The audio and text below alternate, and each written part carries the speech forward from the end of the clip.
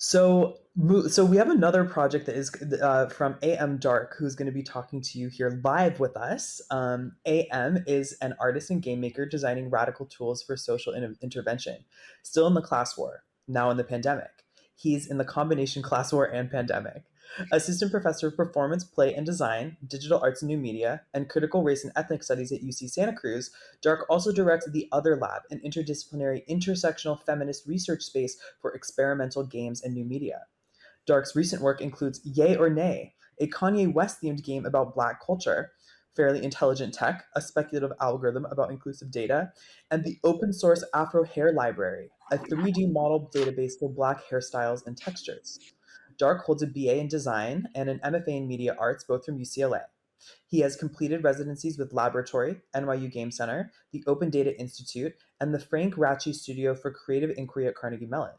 Additionally, his work has been shown internationally and featured in a variety of publications, including Kill Screen, Vice, and NPR. And with that, I'm so excited to welcome AM. Hi, can you hear me? Yeah, perfectly.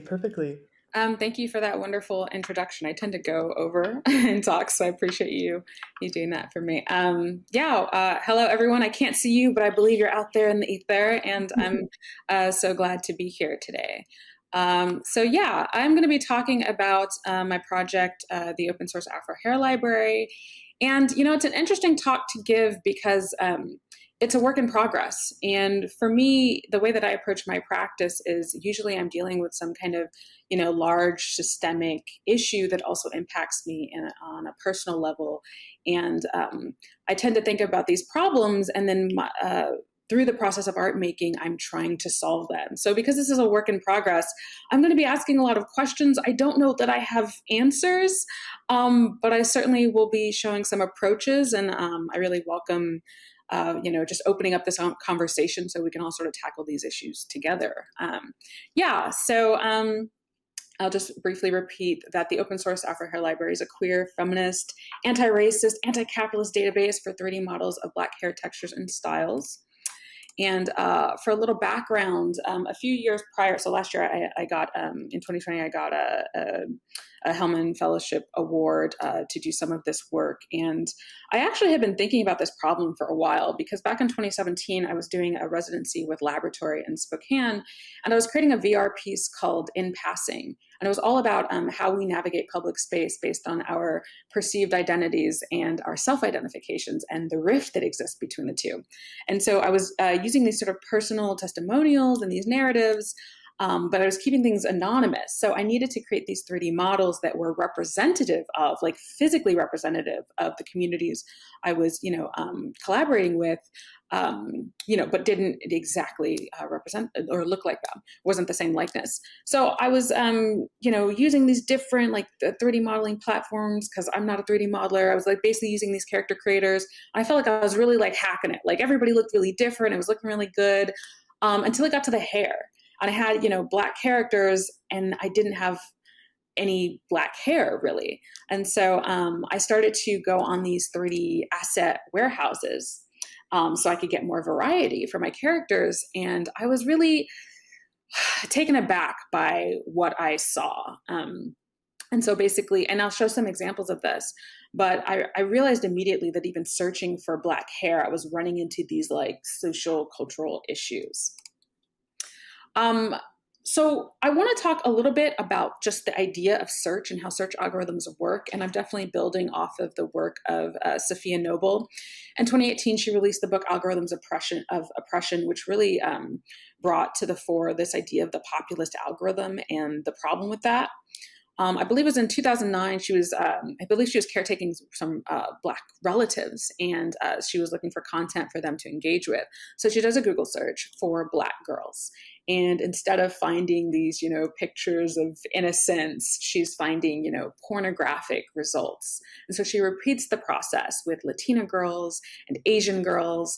And, compared to white girls, we're getting completely different results. When you look for white girls, you're seeing what you would expect from such an innocuous term. And so this really got me thinking about how, because our search algorithms are designed to serve a user the most relevant information as quickly as possible, that relevance becomes determined by popularity, right? So the more people who click on a result, then the higher that result ranks on a page. And so what this does is it creates a structure where the majority of users get to define cultural meaning and relevance for terms like Black girl, or in my case, for Black hair. And this is something that I found repeated when I went to these 3D asset marketplaces. So going back to like terms, the first thing that I thought to do, of course, when I go to this marketplace, is I go into their little search bar and I'm looking for Black hair, because Black hair, that's what it is. But I quickly realized that Black was not a cultural identifier. And so if you look at like this page of results, I think it's like a little over a third of these are actually just like not people at all. It's just animals. So it's like fur is being coded as hair. So we've got a horse, we've got a few rats, we've got, interestingly enough, a hairless white cat. We've got a cow. And then you see some images of Blackness, but then, okay, so here's a Black person apparently, but then they're bald. So the hair is not a component. And then you have, of course, like Black being used as a description of color, right? So just the hair color is Black. Has nothing to do with the texture or the culture. And this result is actually, these are recent, so we'll see more animals. And you can recreate this. I think I did this like a week ago or something like that. So this is basically what you get when you search right now. Oh, what happened there? Oh, sorry, there's a little bit of a delay on my screen.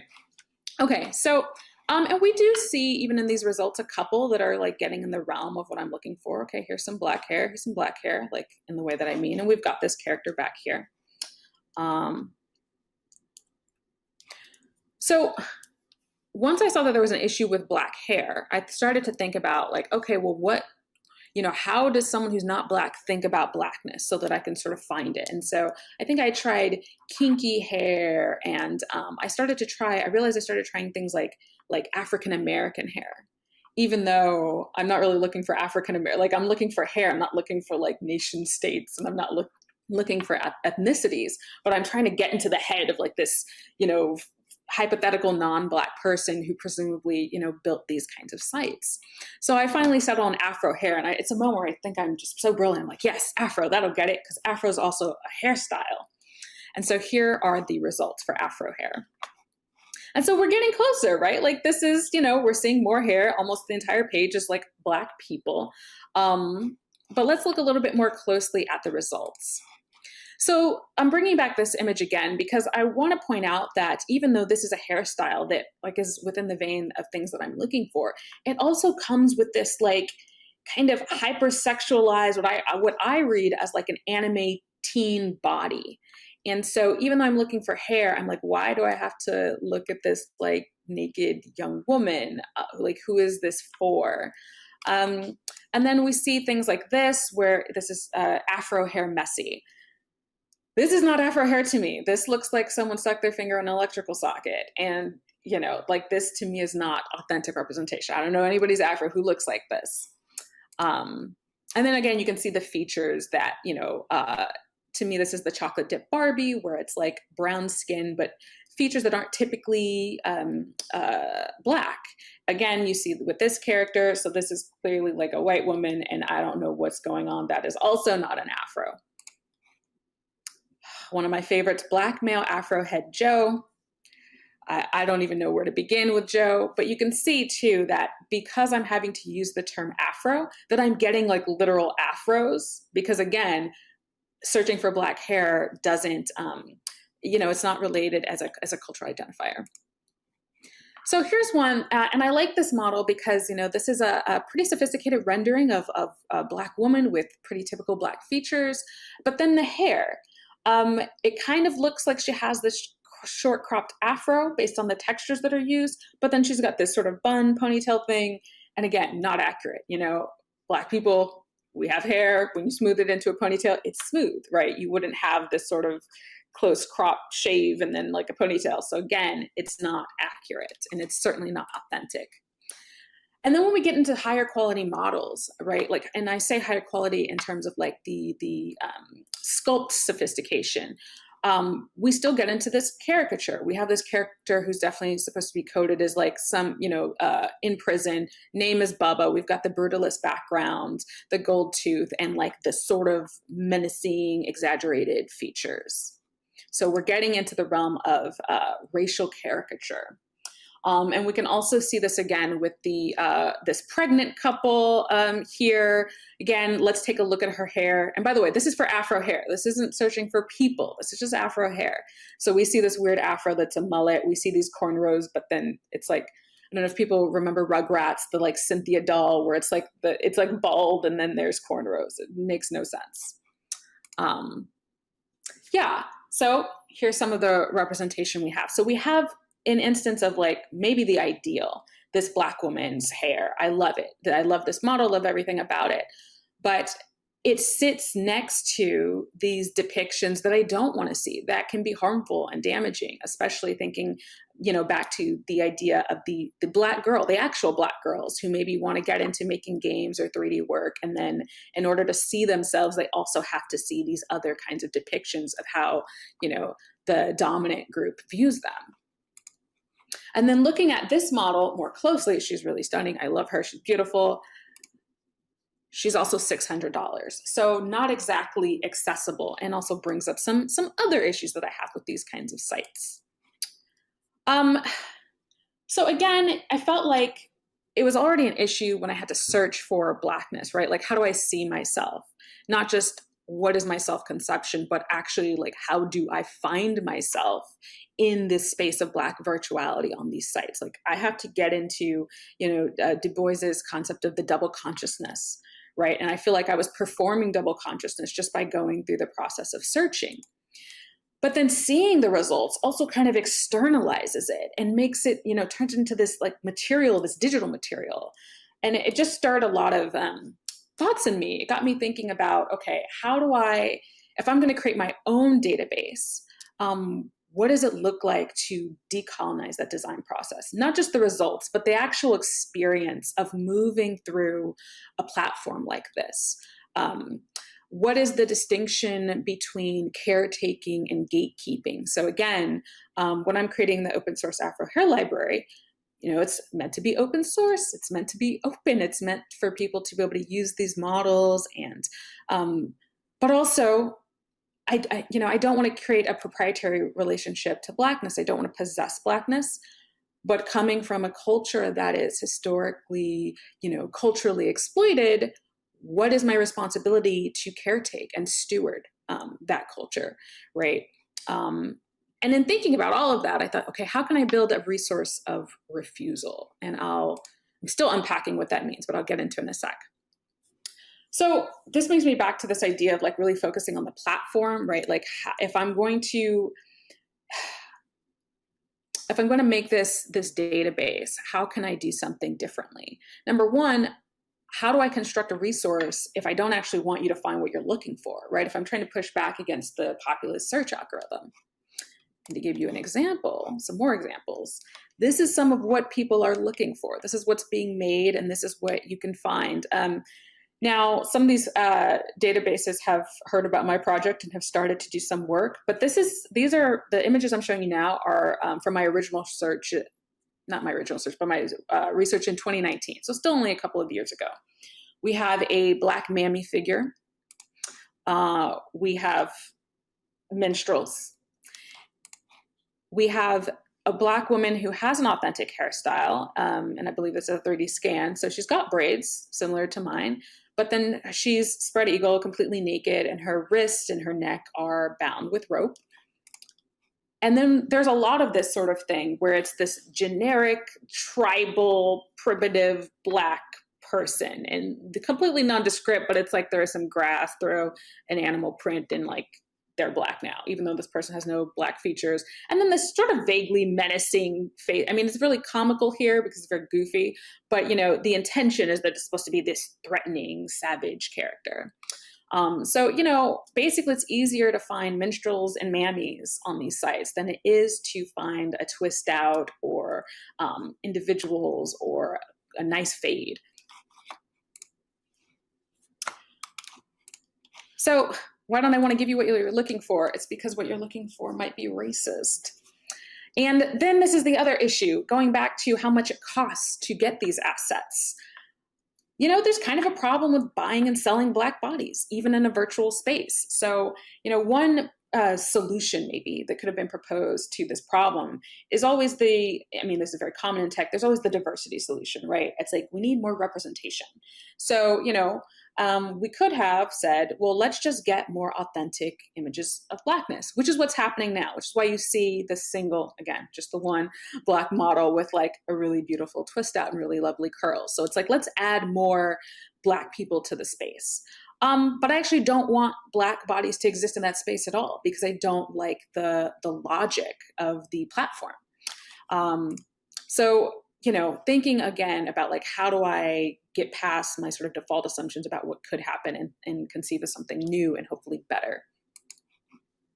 So I'm going to take a brief detour. How am I in time? Okay. So I'm going to take a brief detour from my presentation, because I just want to show you some mock-ups. Again, this is a work in progress. I'm just showing you, this is all unreleased, but I want to talk about the way that I'm sort of navigating the design process.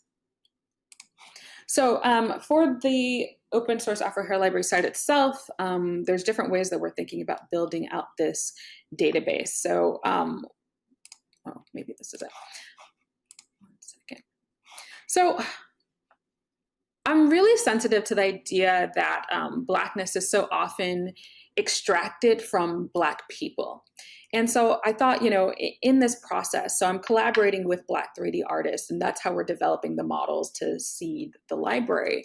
I really want to make sure that the artist is platformed. I want to make sure that this is a non-neutral space and that it has a voice, and it has a strong voice. So every time you see a model, it's always associated with the artist. So of course, Barry Jenkins is not actually our 3D modeler, but we always have the artist here. This would be where their artist statement goes. You see the series of models that they're creating. And so again, you always see that the artist is just as important as the product. I don't want to have again, even myself, I don't want to have an extractive relationship to the artist that I work with, where it's just, here's the results, but the artist is laboring in the background. I want them to be highly present in the site. Instead of having a search bar, we're thinking about things like how we can use a tagging system to filter. So instead of a user coming to the site and saying, I want to have, a giant lollipop afro, you don't get that. Instead, you have to, the very process of using the site requires you to understand and learn the language of Black hair. So we're looking at how to filter through hairstyles. And you can see this in our, even the way the model page is set up, where you would see the type of hairstyle. So these, this would fall under twist or Bantu knots.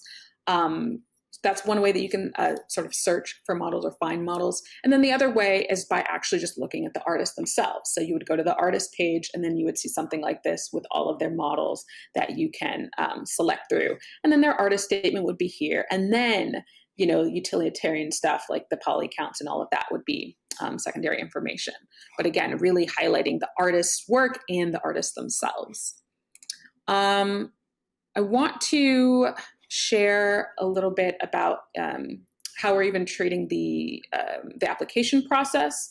So, I'm an academic, and I've been in fine arts for a while, so I'm used to a certain kind of application process. And I'm one that doesn't make me actually that comfortable. So I wanted to open up this space to folks who aren't already sort of socialized in that way. So I'm really a big fan of creating very simple, straightforward applications. And so I think this one has 3 questions. The first one, talks about our political goals and how that aligns with our collaborators. The second one asks, if people have Afro-textured hair themselves, or an intimate understanding of the way it moves, its body, because, we really want to put that to the foreground. But then my favorite question is, would you, under any circumstances, put raisins in the potato salad? And I think it's important to ask questions like this. This is actually probably the most important question in the entire application process, because it's speaking, unapologetically to the fact that this is rooted in Black culture, not just the facade of it, but really being immersed in that space and caring about the nuances and the details and being kind of funny. So the other thing that I want to mention, thinking back to this idea of refusal, I'm still thinking about how we're going to display these 3D models. Of course, we're going to have a 3D viewer where you can rotate everything and see it in 360. But I thought, it would be lovely if the way that we started the models was actually facing away from you. So even though these are digital objects, and this is something that's a through line in all of my work, these representations of Blackness that I still want to keep the humanity. So even though they're characters, I want them to feel like people. I almost want these objects to have a sort of agency. So as you can see from this is the announcement from the first fellowship, we've got all of the characters facing away from you, which I think is really powerful. I think that the gesture of having to flip and rotate that character to face you, to really see them, can be a powerful one. So this is just a few strategies that I'm taking in terms of developing just the user experience and the site navigation. Yeah, okay, I'm so close on time. So what I'm going to do is I'm going to shift over, and so you've seen some of the models, but I'm going to show you some stuff that we haven't shared with folks, and show you some of the models that were actually created. So we've only had one OSOL fellowship so far, which is the program. It's a remote residency for Black 3D artists, and it was really successful. We had artists from all around the world. It was incredible to share that space with them. And here's some of the stuff that they came up with. So this is an artist working out of Belgium, Malika Mutombo, and her work she's really interested in fantasy and almost the kind of these monstrous phantasms. Like there's something, I don't want to say creepy, but transfixing actually about this work, really captivating. And the name of the series is Transfiction, because she wanted something that felt fantasy, but also a kind of everyday aspirational, something that was both fantastic, but that you could actually do, a way that you could actually wear your hair. Here are a couple of other models from her series. I love this work so much. Here are some models from H.D. Harris. They created the series Future Proof with the idea that Black drip is never obsolete, and Black people will use our hair as technology and will further continue to do that in the future. And so you can see it's not just about the hair. It's really about, coming up, like building worlds, right? And building out these futures. You can't see this one so well, but these are actually these holographic whales in this whole oceanic theme. It's really beautiful. And then the last one I'll show you is from Evening Cicada. So this artist this is from the Afro Mythics series. So taking mythical creatures and tales of lore from many different cultures and then giving them a kind of like an Afrocentric twist. And I always get the name of this wrong. I think it's the Aquabamelu, something like that. It's the Scorpion Man, translated into this Black femme character, using these like really beautiful poodle puffs. And I love this because we need more Black fantasy, right? Yeah. And this final image, my small little act of refusal here for you is by an artist, Super Fuchsia or Deandra Rose. And you can see more of this work on Twitter. So I have shared more images on Twitter at Afro Hair Library, or you can follow the project by going to afrohairlibrary.org. And that's my presentation. Thank you.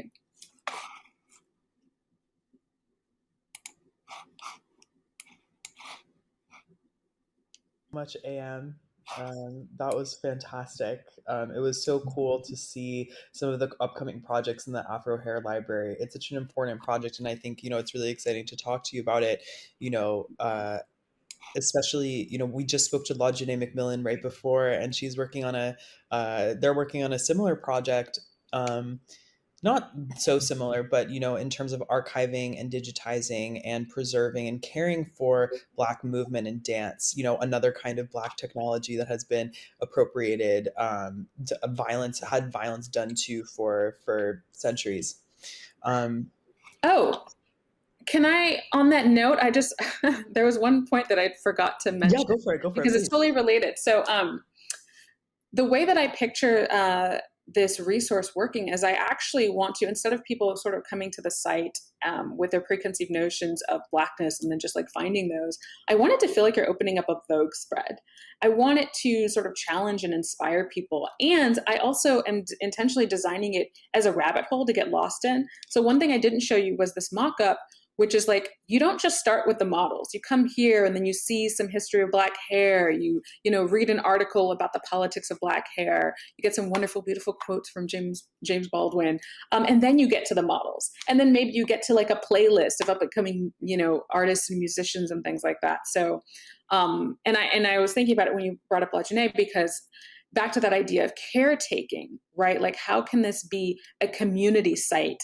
Like a site of education, right? And knowledge building and knowledge sharing, but that one that sort of through its design forces you to get enmeshed, to get entangled, to get lost, instead of just saying, oh, I'm coming here, I'm grabbing my afro and I'm throwing it in my work and I'm leaving, so I think that's a lot of that's where we have a lot of commonality between myself and La Jeunet's work. That's really cool to hear about that commonality. And that's something that I was thinking about a lot in kind of anticipation for today. But the thing that you're talking you were talking about how, like, this is something that really strikes me and that I haven't totally wrapped my head around yet, how Black bodies are bought and purchased and sold digitally as well, and that is such a huge problem. And for instance, there's a video game that I love to play. It's called Watch Dogs 2, and you play as a Black character. The main character is Black. He's an Oakland-based hacker, and kind of a badass, and he's a wonderful character. But I was taking screenshots and screen recordings and all these things, and I was what does it mean for me as a white person to be playing as this Black character? Like, if I'm going to represent my experience doing this, like, what are the ethics around, like, how to do this? And at the same time as that, and this is a mass market video game that is, it's a AAA studio. It's been played by hundreds of thousands, if not millions of people of all races, genders, colors, etc. And on top, and so, like, in building a marketplace, an Afro source library where people can take assets, like, what is the role that, this term is kind of one that's used in media studies around this topic, but like racial tourism, or kind of the appropriation and the purchasing of these assets for people to use to embody themselves virtually. Like, how do you navigate that side of this conversation? So,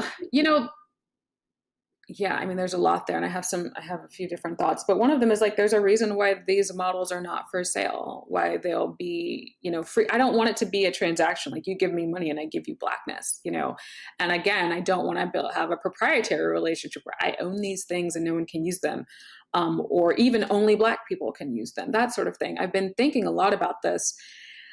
And I think I'm going to probably piss off like a contingent of folks who are in open source, because I've really been thinking, especially as we see what's going on with NFTs, like, we need some restrictions on this openness. And I've been really trying to think about and look toward Indigenous peoples, and like, they've been practicing communal resource protection for centuries in ways that don't impose, the logic of ownership.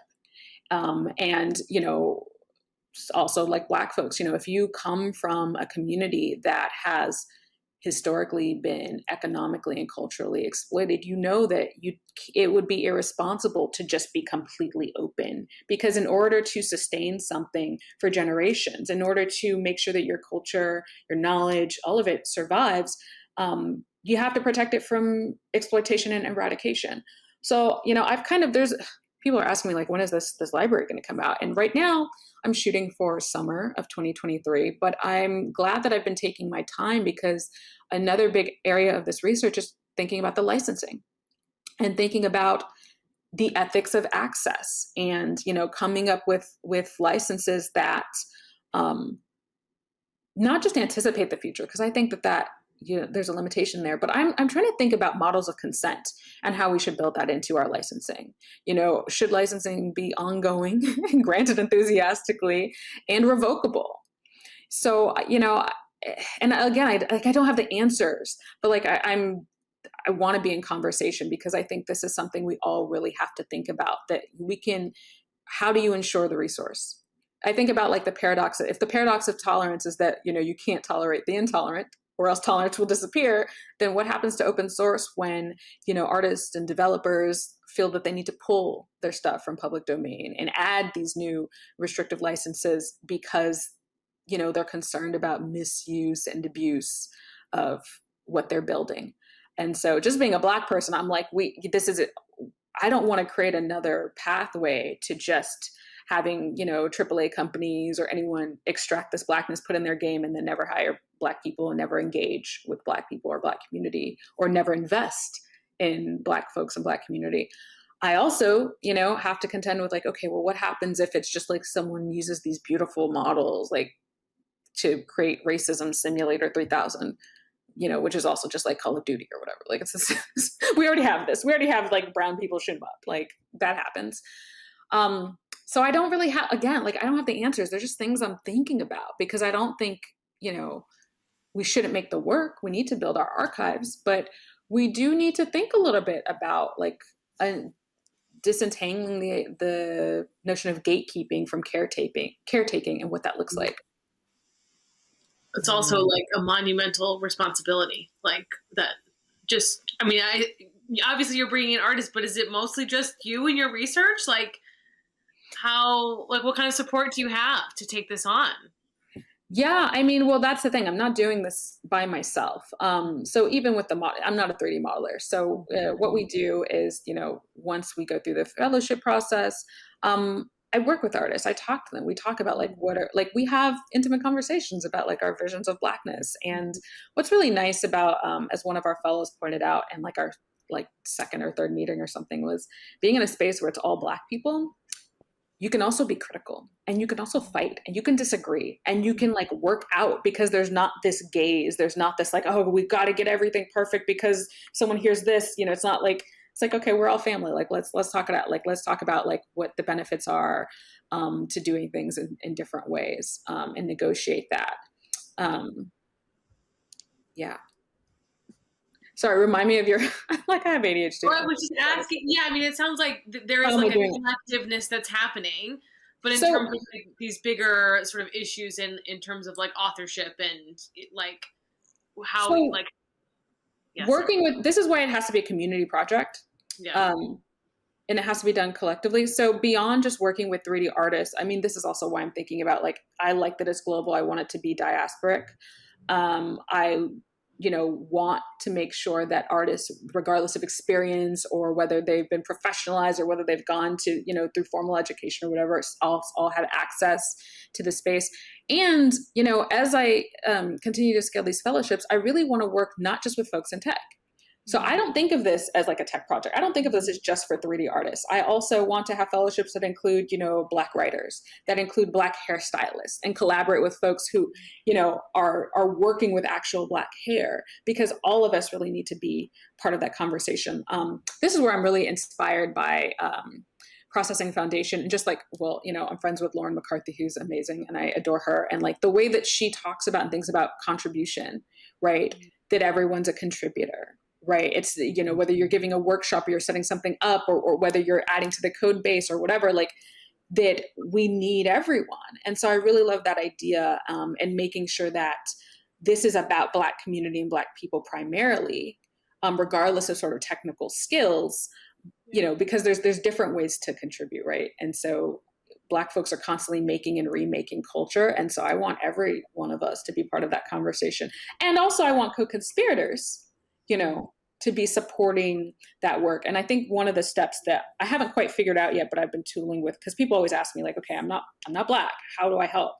And I think that one of the ways I think, I want to approach that is by having non-Black folks, because I want to provide material and communal support for Black people, especially that material part, like give Black people money. It's important. And for non-Black folks, I really like the idea of like folks investing their time and investing their knowledge into the space without necessarily taking something out of it. So yeah, those are just that's how I'm thinking about it so far. Wow. I mean, it's so complex, and it's, something that as you said, doesn't have a definite answer right now, and we're still trying to think through what those protocols are going to look like. And I love that you mentioned like the licensing, and how we can think through alternative modes of licensing where there's mutability involved. And we were talking earlier this morning with Kia Kreutler about DAOs and the possibility for blockchain and more transparent community decision making, and permissions. And not seeing, as these different ideas are kind of starting to congeal, I'm starting to see linkages between like how we might be able to use technology to write different kinds of rules and regulations, different kinds of protocols that really involve all of the members of the community in a way that feels equitable, that is transparent, and that makes it very clear where these odd digital objects are going, how they're being used, and what's happening to them. I'd love to also ask you. I think that no, let me back this up a little bit. I mean, the way that you're thinking through representation in virtual space is really profound. And I think that's something that's represented through all of your works, like whether it's yay or nay, and the way that you're thinking through language and, and pop culture and the semiotics, all of this kind of intertwined, and works like Fairly Intelligent Tech, and the work that you're showing as part of the Great Area Festival exhibition with the Snapchat filters. Um, I want to go back to this idea of agency that you were discussing before, and how you want these objects to have agency. What ways, maybe it's easier to illustrate through some of your works, but how do you approach this idea of reclaiming your agency in virtual space, and by like presenting yourself, presenting other people, in ways that combats the extractive, exploitative, aspects of the algorithmic systems that they're embedded in. God, this is like asking me about like how I approach my whole existence. Cause like that's the thing I'm trying to figure out. No, but really, like when people ask me, like, what's the motivation for your work? I'm like, I'm just trying to get free, honestly. And like for years and years and years, it was just that. I was just like, I feel caged by so many things. And I just want to be free. Like, that's what I want. That's the only thing I want, like before I die, is to get free. And then, initially, cause I come from a very impoverished background, I'm a first generation college student. I'm a non-traditional student. I didn't have access to like the kinds of knowledge that I profess, in classes and teaching and things like this until I was like 25. That's when I went into undergrad. So for me, it was like this huge cultural shift. And for so many years, I was just worried about survival. Like, so that was the freedom. It really was like, okay, well, you're hitting a wall, you're hitting an economic wall, you're hitting a social wall. You're not allowed to be in certain neighborhoods, certain spaces. People don't respect you. People don't see you. Right. And then as I went to UCLA and I went to grad school, then there's other kinds of issues that happen in these more privileged spaces. Like, oh, well, now I'm in the space of privilege, but it wasn't made for me. And my like wide hips don't fit in this like thing that was made for these skinny white dudes. Like, it's not happening for me. Like, I got to figure this out. And then as I kept going and continued to be like dissatisfied in different ways and encounter new barriers, it was like first shaking off the external, then realizing I had to confront the internalized barriers. Okay. And then finally, I think getting to this space in my practice where I'm like, oh, I'm never going to get free unless we're all free. Right. So that idea of collective liberation on one hand, and then liberatory praxis is like my new thing. I'm like, pre-2016, I'm sure lots of people have a similar experience, whether they're artists or not. I was really doing a lot of work that felt like I was like suffering for the end goal. Like, I'm going to make that hard, difficult feminist work that's anti-racist. And I'm going to convince let's be real, some white people that I'm a person and it's going to be worth it, even though it sucks and it's so hard and I'm suffering. And then like the election happened. I was like, oh, well, that's never going to work. I'll be dead by then. So it made me rethink my practice so that I had to do work that in and of itself was the end, that liberated me through the process. And that's why I love Art Show, because it was so much fun to make, and it's not pretentious and it's silly. And there are parts that are so cringeworthy in that work. Like the end, I can almost never watch the end. And I'm like, but I love that I did it, because it was that feeling of, I can put my boobs on the internet and there can be soap opera music in the background. They can have dog ears. And like that work does so much for me in terms of, yeah, I mean, I've talked about this, but like, I've talked about, I was in an abusive relationship. And one of the things that that person had told me was like, you know, never put your boobs on the internet if you don't want to be judged or criticized, you know, this very idea of respectability. And I was like, oh, well, I did that. Great. Or, you know, thinking about like what it means to have a couple of degrees now and be like a fancy, respectable Black person. Like, I don't want to be a respectable person of any kind. Like, so no, I'm going to do this silly work. So I think for me, what it means to like reclaim my agency is honestly really sitting with the things that I'm afraid of and then trying to find out where they come from. And like, this is I like to think, and I hope people feel this way, I think that my work is political without being preachy, because I'm never coming from an outsider's perspective. Anything that I'm doing, I'm always coming from something that started within me. Some critique that I felt, or some critique that I was responding to, some cage that maybe I built for myself because I had, you know, felt these pressures or thought I needed to contort myself in a certain way. And I really sit with those feelings. And then I try to find out where they're at. I want to root them out. And then I make the work to sort of solve it, to get it out of me. And I hope that that creates like kind of a model for folks who are feeling similar ways to go, okay, that's how we can do this. Yeah, hope that answers your question, but I'm still working it out. I mean, it's, you know, not to use my favorite wanky art term that I love to use in moments like this, it's a continual process of becoming. You know, it's something that is constantly emerging out of itself that you constantly have to battle with. And I think it's hard, you know, and I think that, you know, not to like, you know, contradict or like, you know, drill down deeper, but, you know, something that is the, you know, the classic institutional critique is, how can you fix something from the inside? Like, how can you participate in something and then also, you know, seek to make changes to it simultaneously? And like, that's something that I've been wrestling with so heavily, just in the terms of, you know, like social media. Like, I don't want to support Facebook, I don't want to support Instagram, but that's where the artists that I support and I work with are. That's how I get the word out about them. This is how I do, you know, this is how I use this to do good work, but I am still a part of the problem by giving that platform credence. And I'm, you know, I'm wondering how, you know, especially, you know, in considering how, like, you know, you put out this library, these assets then become, you know, supposedly available to, say, a AAA game studio to not pay a Black person to do that, to you know, to do that work. And how do you deal with that tension kind of with all of this? I know that's kind of a tough question, but, you know, it's something I've still been wrestling with. Yeah, I mean, I think I've always been a fan of diversity of tactics. Like, I mean, I've always been like, I'm like a survivor. So I will use whatever resources are at my disposal. And I have no, like, I don't feel any shame or guilt about that, because I'm like, I mean, I hear you on like, okay, well, how do you, because I also use these kind of like platforms. And I think, okay, this is also going to be corny, but it's like, when you know better, you do better. And you should just be thoughtful about whatever resources you have. The kind of work that I was making, you know, 6 years ago is different than the work that I'm making now, because I was in a different place and I knew different things. You know, my work was much more focused on my own individual like experience, and it seemed like a good thing if I had a success. But now I think a lot more in terms of community, but that's also related to the fact that I have more privilege and access.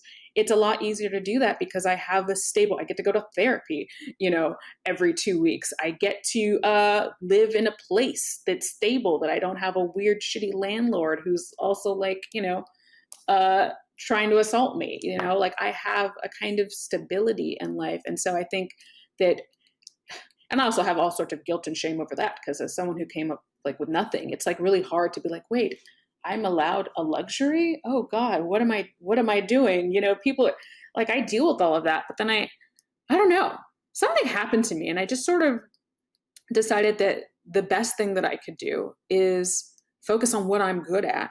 And that, you know, I have a weird relationship to both shame and pride. I think both of them, I experience them, but I don't think either of them are helpful. So for me, I just try to focus on like, what can I do? And this is why with OSOL, it's not just about working with Black artists. Like a big part of this is like, where can I get grant money to just give money to Black people? Like it's as simple as that. And I think that those like addressing, you know, the material conditions, where giving Black artists the time and space and the money to be able to conjure their own images of Blackness, that if they're working for another company or a company at all, that they may not be paid to do, because no one's necessarily looking to find these beautiful depictions. No one's looking to fund these things. So just giving folks the space and the time in the community. And I also think, you know, it's not on me to solve all these damn problems. It's not on any one of us to solve these problems. Like, I didn't start this system. Like, it doesn't mean I don't have a responsibility. It just means that I don't need to sort of beat myself up for not even doing all of the right things, because the right thing to do is to open up the conversation and to talk with other people so that we get better and better together. Like, I appreciate working with others because I appreciate the dialogue, and I'm not a person who sort of shirks away from criticism. I love that because I think of it as an opportunity to get better and do better. So that's where I'm starting. And when I hear other people who have different ideas or even more radical ideas, like if somebody's like, you know what, I'm like, can I curse? Screw all this. Let's burn the system down. Let's burn everything down. Like, I'm also for that. I'm like, I don't know how to do that. So I'm just going to be over here making my little art. But when the revolution comes, like, okay, what do you need? Like, I'm not trying to get in anybody else's way. You know, I don't know. I don't think that they're not mutually exclusive. Like, I think everyone should do what they do best, do it thoughtfully. I think we do need a caretaking ethic. I think we need to be in community. And I think that we need to be really listening to each other's needs. And I hope I'm not causing any harm. But that's about where I'm at. And maybe in 10 years, I'll be somewhere else. And I look forward to that too. But this is what I know how to do now. Well, you know what? I'm going to be like tuned in with my face glued to the screen in 10 years, like wanting to keep up with, you know, what the next evolution is. We're sadly out of time, but this was so amazing. And the work and the way your approach to dealing with all of these things in such a thoughtful and firm way is so wonderful, just to and so instructive. And I want to remind everybody in the audience to give money to Black people. Yes. One last time, let's drive it home. Are you on Facebook? Give some money to Black people. Using Venmo, give some money to Black people. Tweet it today, give some money to Black people. There you go. Totally, 100%. Well, keep us posted on the progress with the open source Afro Hair Library, and let us know, what we can do a great area and everywhere else and anywhere else to support. I'm excited to see kinds of the creations that come out of giving people access to these unbelievable, amazing, and rich resources. So thank you so much for being here, and check out AM's work, our show, in the Gray Area Festival exhibition. I dropped a link in the chat so you guys can. Thank you.